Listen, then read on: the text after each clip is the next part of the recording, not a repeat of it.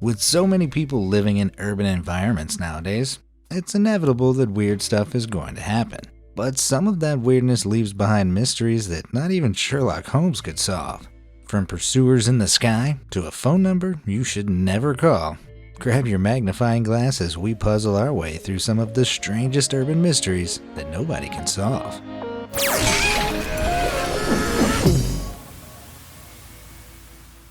Holy heist. Life has its fair share of bumps in the road, but not all of them are quite as strange as one mysterious crater that appeared in Pembroke Pines, Florida in 2019. At first, locals figured it was just a particularly pesky pothole when it was spotted in the middle of Flamingo Road on January 30th. But it soon became apparent that there were hidden depths to this seemingly everyday road blockage. When road workers arrived to repair the hole, they peered inside to inspect the damage and were confronted with a truly bizarre discovery. Inside the hole, there seemed to be what looked like a power cable running towards the tree line on the side of the road. Once police were on the scene, they investigated further toward the tree line and were shocked to discover the entry point to a secret underground tunnel. Police traced the tunnel's route for 150 feet beneath the grass across Flamingo Road and onto the other side, where it abruptly came to a stop just yards away from a bank. After excavating the tunnel, FBI agents theorized that the burros responsible were headed for Chase Bank's drive-through ATM machine, either to drill into it and remove its monetary contents, or to continue the tunnel right up below the bank itself for a full-blown bank heist. Measuring in at around 2 feet wide and 4 feet tall, the tunnel was just wide enough for a small person to crawl through on their stomach. As they continued digging for clues, police examined the hole and uncovered the tools that this would-be money mole was using for his holy heist. Close by the hole, police found more power cord, a winch, a small generator, a partially buried wagon, and other tools. But despite the FBI being brought in on this one, it seems like no one has been able to get to the bottom of the mystery yet, and authorities are still left digging for clues. Dream Flyers. On April 30th, 2015, a Redditor by the name of Marcus Yallo posted a picture of a peculiar flyer that they spotted in Portland, Oregon. The flyer read, "Have you been having strange dreams? The Willamette Valley Dream Survey is investigating a recent spike in bizarre, unexplainable dreams." The poster signed off by asking the reader to call a mysterious phone number and tell them about any strange nighttime visions. Pretty strange, sure, but that was just the beginning. Those brave enough to actually try calling the number on the flyer reached this automated voicemail. Thank you for calling the Willamette Valley Dream Survey. Please leave a detailed account of your dream after the tone. Transcripts or audio from your report may be duplicated in other media. For those who left their dream accounts with the voicemail, they'd receive an automated thank you message. But strangest of all, anyone who contacted the number would begin receiving phone calls in the dead of night that always hung up before they could answer. This would continue for weeks for the unlucky recipients of the calls. Baffled, online sleuths were quick to trace the phone number and found that it previously belonged to the Sophie Schulz-Schule, a German-language summer camp that was operating in the Portland area. But the question is, why would a summer camp want to collect people's dreams like this? And why were they bothering people in the dead of night? While the school's director at the time denied any involvement with the bizarre posters, claiming they no longer used the number in question. All was quiet on the Reddit front until 2019, when more posts popped up with pictures of similar flyers. Almost 5 years on from Marcus Yallo's original post, this flyer was found in Utah, but there were some differences. This flyer claimed to be from the Happy Valley Dream Survey, and the telephone number was different from the original. After yet another dialing deep dive, sleuths found that the number traced back to Las Vegas, Nevada, and calling the number resulted in yet another eerie but much shorter voicemail recording. Please leave a detailed description of your dream at the tone. As the mystery continued, some Redditors that had called the number claimed that they'd started receiving strange text messages. The mind-boggling messages signaled a countdown to September 5th, 2020, only for nothing to happen when the date actually arrived. As that date came and went, much like the original case back in 2015, the Dream Survey saga faded into obscurity, with nobody ever being able to draw any conclusions as to what was really going on. However, there are some notable similarities between this bedbound befuddlement and the phenomenon of this man that gripped the internet in 2009. Similar to the Dream Survey, flyers began popping up all over the world, from London to Cuba to New Zealand, claiming this man had been reported to have turned up in over 2,000 people's dreams around the world, and called for any who'd seen him to get in touch. However, the whole thing turned out to be a complete hoax created by Italian sociologist and marketing strategist Andrea Nutella. So, could these more recent Dream Survey flyers also be a bizarre sociological experiment? Well, with no hard evidence, it looks like we're only going to be seeing the resolution to this case in our dreams. Bedtime burglary. From questionable dreams to an undeniable nightmare, you might like to think there isn't anywhere safer than your own home. Well, you might want to think again. After a fun night out with friends, Miami resident Laura Lucas returned home and swiftly fell asleep on her couch. Little did Laura know that she wouldn't be sleeping alone. As Laura slept, her CCTV caught a mysterious figure appearing from the shadows and making themselves at home, walking right past the sleeping homeowner. Looting the place, this brazen bandit took cash and jewelry, as well as swiping the keys to Laura's Audi for good measure. All of this before making off in the car without the homeowner so much as stirring from her slumber.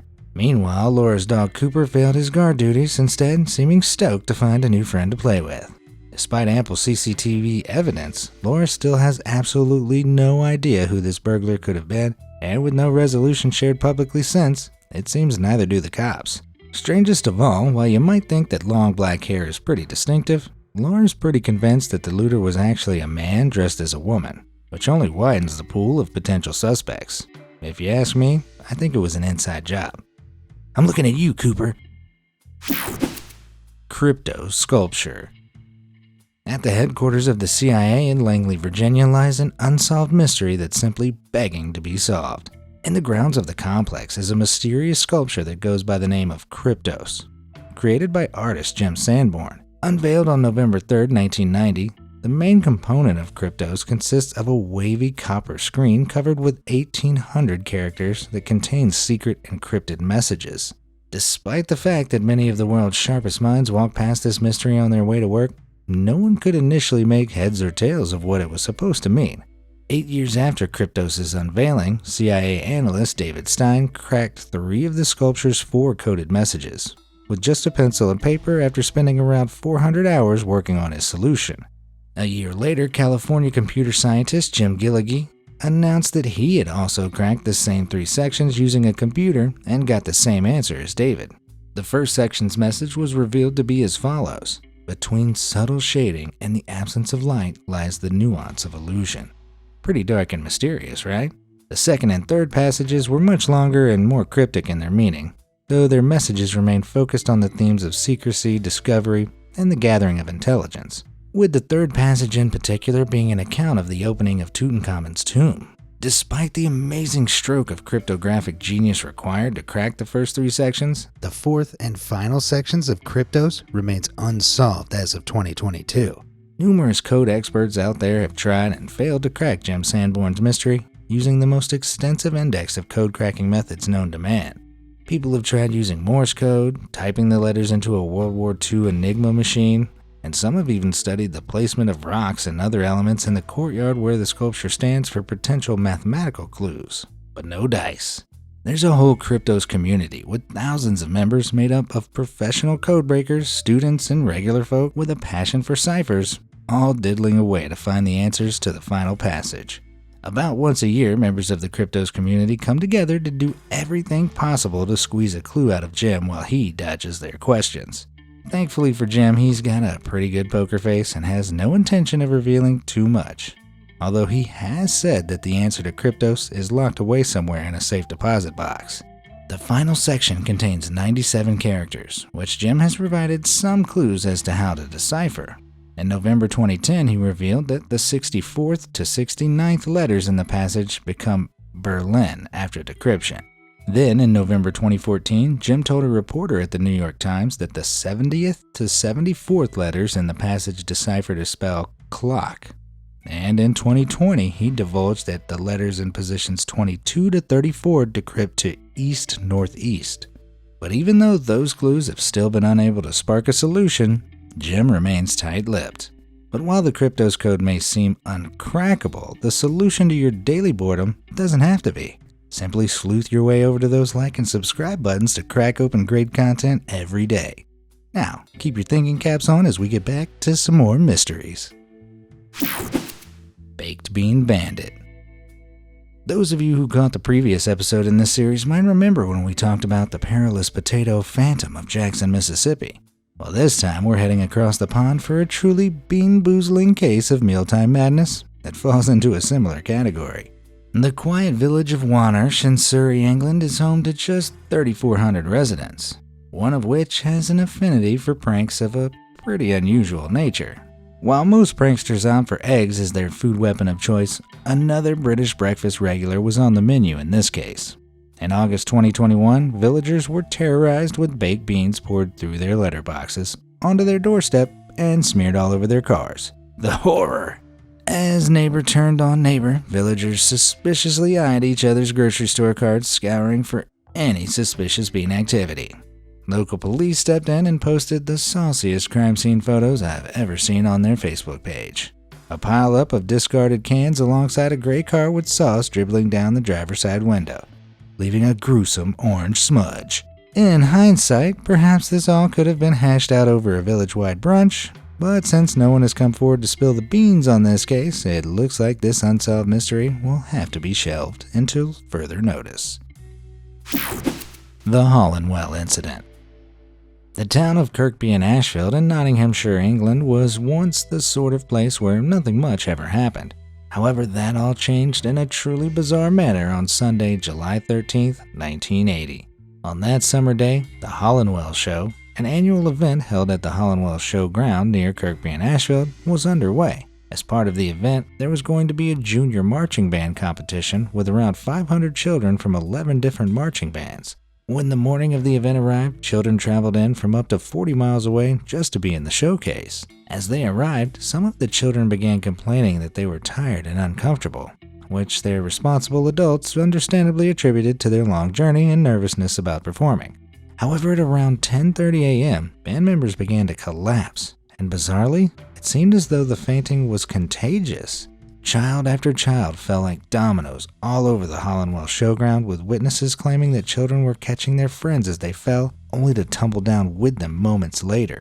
Symptoms of the collapsing kiddies included streaming eyes, sore throats, dizziness, numbness, nausea, as well as a lingering metallic taste in the mouth. One victim, Susan Rook, who was 13 at the time of the incident, claimed that her arms and legs felt as though her bones had disappeared, turning them to jelly. By the end, it's estimated that there were around 300 victims of this fainting mania, mostly children, though 15 adults and 2 babies also quite literally fell victim to it. 259 people ended up being taken to the nearest hospitals. Despite 9 children being kept in overnight for observation, to the town's relief, everyone who had been affected that day returned to their normal selves pretty quickly. Now that everyone was well again, attention turned to what exactly had happened on the Hollandwell field that Sunday morning. The first theory to take shape was that the children had fallen victim to some form of food poisoning from ice cream or water contamination.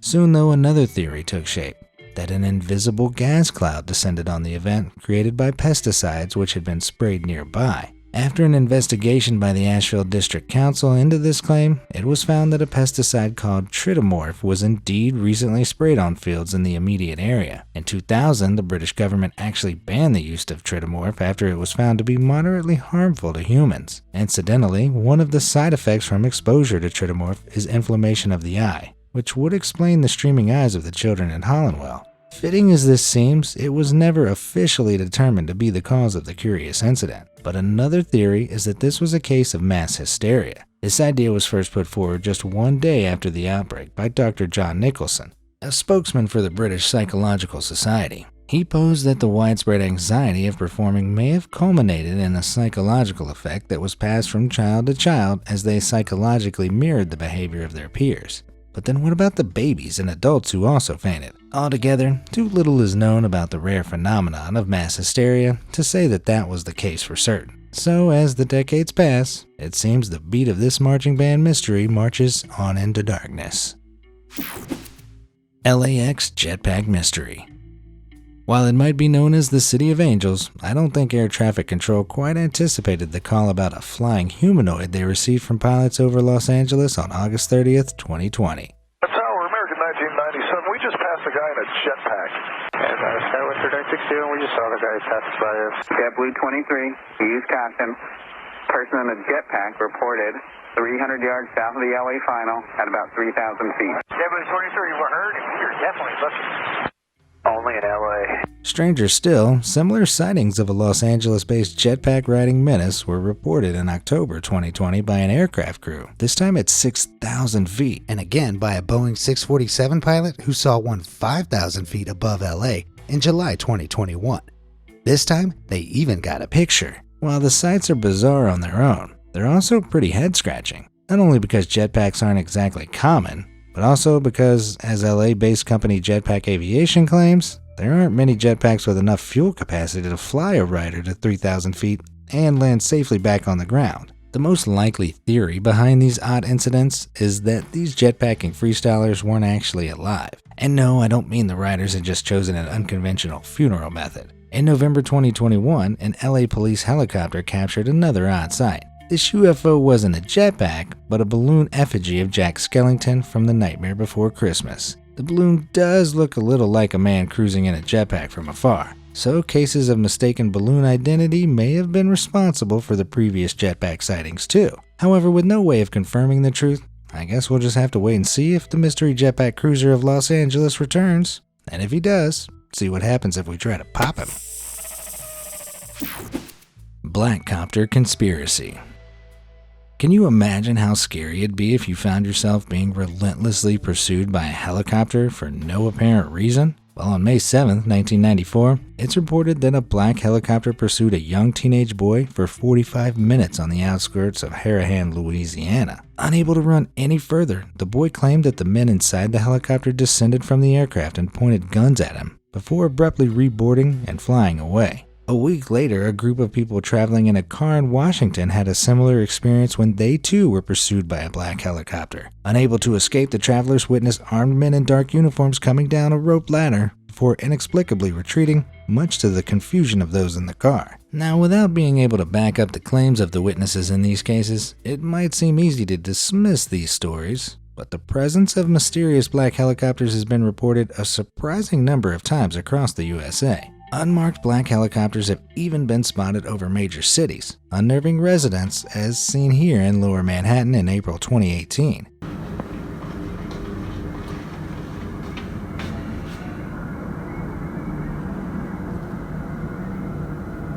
While large groups of unmarked copters in urban areas like those in the video are often part of military exercises, it's not out of the question that private chopper owners with a sadistic streak could take it upon themselves to terrorize unwitting civilians in less built-up areas. Some more creative minds online even theorize that the appearance of black helicopters is a sign of a covert military takeover, while others suggest they're a signal of UFO activity, and that they're either trying to monitor the UFOs or distract people from seeing them. Images like this one, allegedly captured over the Gulf Breeze City in Florida in 1996, have surfaced depicting black helicopters in the vicinity of other strange aerial objects. While some minimal photo editing magic could easily be responsible for images like that, if there's any truth to the claims of unmarked choppers pursuing people in the boonies, one thing's for sure. I certainly hope it doesn't happen to me. Let me know what you make of all this in the comments down below.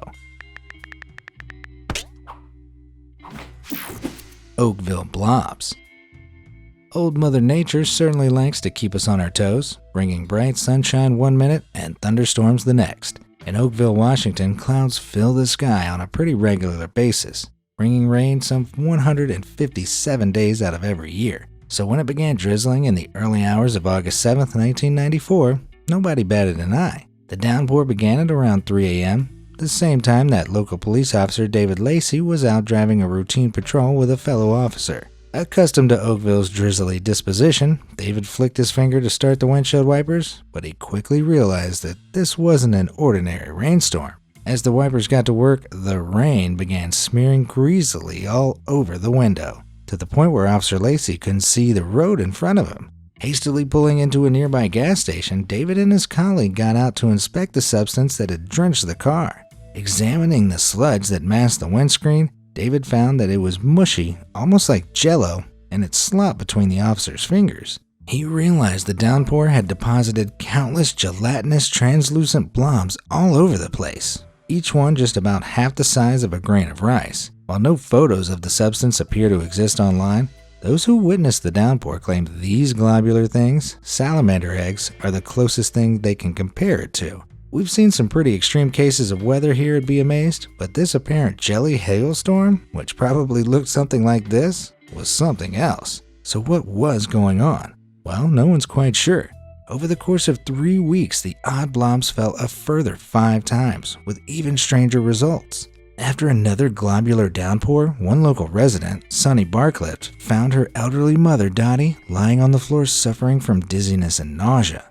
It was so severe that Dottie spent 4 days in hospital while doctors tried to figure out what was wrong. And she wasn't the only one. People all over Oakville began getting struck down by a strange flu that lasted for 2 or 3 months. Bafflingly, it appeared the symptoms came on soon after someone touched or handled the strange jelly rain. While visiting her mother at McCleary Hospital, Sonny brought along a sample of the jelly substance and asked if the doctors could test it. After conducting a microscope examination, the doctor reported that there were white blood cells present in the jelly. Determined to find out more, Sonny sent samples to the Washington State Department of Health, who found that these substances contained a type of bacteria that typically live in the human digestive system. The findings led to suggestions that the blobs were fluid waste that had leaked from an airplane toilet. However, this theory was rebuffed by Federal Aviation Administration, who pointed out that all commercial plane toilet fluid is dyed blue from the liquid disinfectant inside an airplane septic tank. While the airplane waste theory quickly went down the drain, some people believed that the remote town was selected for a military experiment to test a new biological weapon.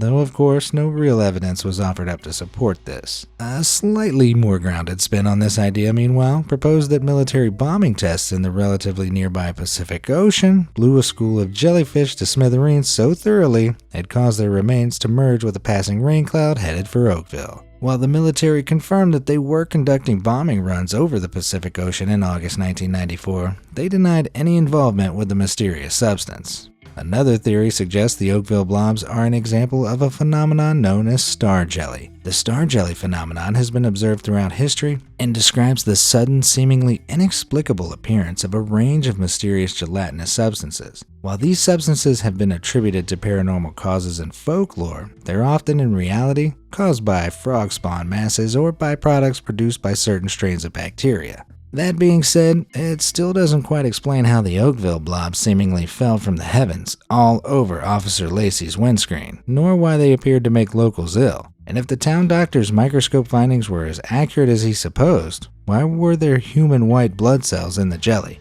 Had he mixed up his microscope slides, or was there something stranger going on? Well, all in, despite the multitude of possible explanations, no one theory has ever been proven correct to explain the Oakville blobs. And with no known samples remaining, we'll just have to spend our rainy days pondering over this unsolved mystery that fell from the sky. Do you think you've got the answer to any of these urban mysteries? Are there any unsolved mysteries in your town? I'd love to hear in the comments down below. And as always, thanks for watching.